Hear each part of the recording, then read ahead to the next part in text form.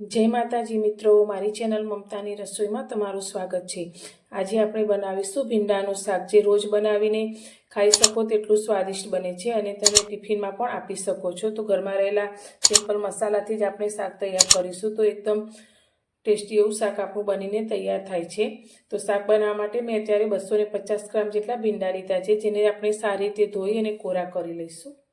ભીંડાને મેં ધોઈ અને કોરા કરી અને આ રીતે થોડા મોટા ટુકડા રહે તે રીતે સમારી લીધા છે। તો ભીંડા ક્ષારીય હોવાથી ઉનાળામાં ખાવાથી ખૂબ જ ફાયદો કરે છે। જે લોકોને એસિડિટી અપચાની તકલીફ રહેતી હોય તેમના માટે આ ભીંડા ખૂબ જ ઉપયોગી છે। તો હવે આપણે ભીંડાના શાકનો વઘાર કરીશું। ગેસ પર આપણે કઢાઈમાં 3 થી 4 ચમચી જેટલું તેલ ગરમ કરવા મૂક્યું છે। તો આ શાકની અંદર તેલનું પ્રમાણ થોડું વધારે હોય તો સારું લાગે છે, પણ તમે તમારા ટેસ્ટ પ્રમાણે વધારે કે ઓછું લઈ શકો છો। તો તેલ આપણું થોડું ગરમ થાય એટલે આપણે નાની ચમચી જેટલું જીરું એડ કરીશું।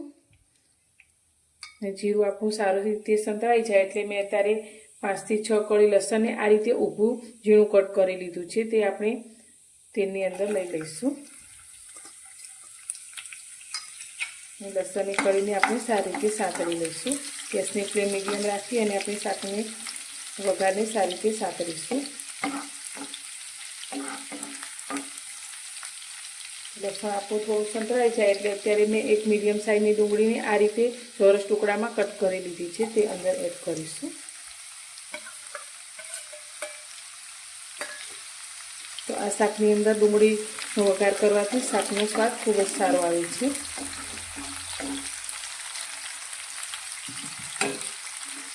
ડુંગળીને પણ આપણે થોડી સાતળી લઈશું। ડુંગળી થોડી સંતળાય એટલે આપણે 2 લીલા મરચાંના આ રીતે થોડા મોટા ટુકડા કરી દીધા છે, તે અંદર એડ કરીશું।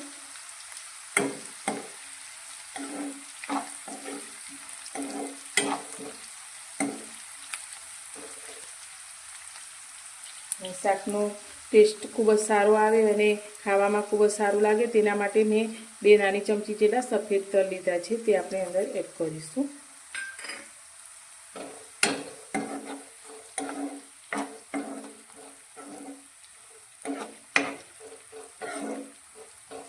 ડુંગળી અને મરચાંને આપણે 1 મિનિટ માટે સાતળીશું।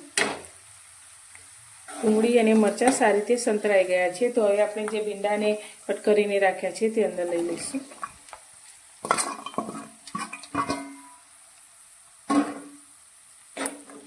સારી રીતે મિક્સ કરી લઈશું। ગેસની ફ્લેમ આપણે મીડિયમ રાખી અને આ ભીંડાને ચડવા દઈશું અને વચ્ચે વચ્ચે આ રીતે હલાવતા રહીશું। ભીંડાનો કલર લીલો જ રહે અને તે જરા પણ ચીકણું શાક ન થાય તેના માટે શાકને આપણે આ રીતે ખુલ્લું ચડાવવાનું છે, તેને બિલકુલ ઢાંક્યા વગર। તો આ રીતે આપણે હલાવતા જઈશું અને તેને ચડવીશું। શાક આપણું ચડે છે ત્યાં સુધી આપણે શાકમાં નાખવાનો મસાલો તૈયાર કરી લઈએ। તો તેના માટે આપણે સ્વાદ પ્રમાણે મીઠું એડ કરીશું। તો અત્યારે નાની 1 ચમચી જેટલું આપણે મીઠું લઈશું, સાથે આપણે અડધી ચમચી જેટલી હળદર એડ કરીશું। 2 ચમચી આપણે ધાણા જીરું લઈશું। તો આ શાકમાં ધાણા જીરાનો ટેસ્ટ ખૂબ જ સારો આવે છે એટલે થોડું વધારે લઈશું। સાથે તીખાશ માટે આપણે મરચું એડ કરીશું। તો શાક થોડું તીખું હોય તો વધુ સારું લાગે એટલે આપણે મરચાંનું પ્રમાણ પણ એ રીતે લઈશું। 1 ચમચી જેટલો આપણે ચાટ મસાલો લઈશું। અડધી ચમચી આપણે ગરમ મસાલો લઈશું અને બધા જ મસાલાને આપણે સારી રીતે મિક્સ કરી લઈશું। તમે આમચૂર પાવડર હોય તો તે પણ અંદર એડ કરી શકો છો અને આમચૂર પાવડરની જગ્યાએ તમે છેલ્લે શાક જ્યારે ચડી જાય ત્યારે લીંબુના રસનો ઉપયોગ પણ કરી શકો છો। બધા જ મસાલાને આપણે સારી રીતે મિક્સ કરી લઈશું। હવે આપણે શાકને જોઈ લઈએ તો શાક આપણું 50% જેટલું ચડી ગયું છે। તો હવે તેની અંદર અત્યારે મેં 1 ટુકડો આદું લીધું છે, જેને આપણે આ રીતે છીણી અને અંદર એડ કરીશું।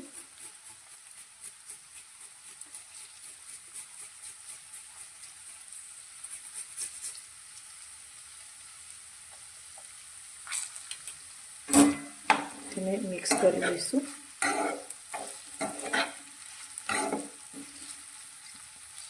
આપણે જે મસાલો તૈયાર કરીને રાખ્યો છે તે મસાલો આપણે બધો જ શાકની અંદર લઈ લઈશું।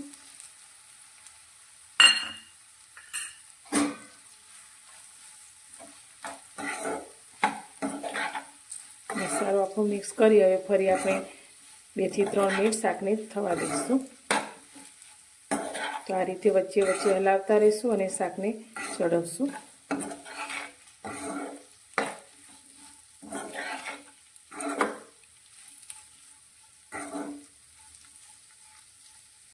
તો 4 મિનિટ જેવું થયું છે. તો આપણું શાક તમે જોઈ શકો છો એકદમ સરસ રીતે ચડી ગયું છે અને થોડું તેલ પણ આ રીતે છૂટું પડવા લાગ્યું છે.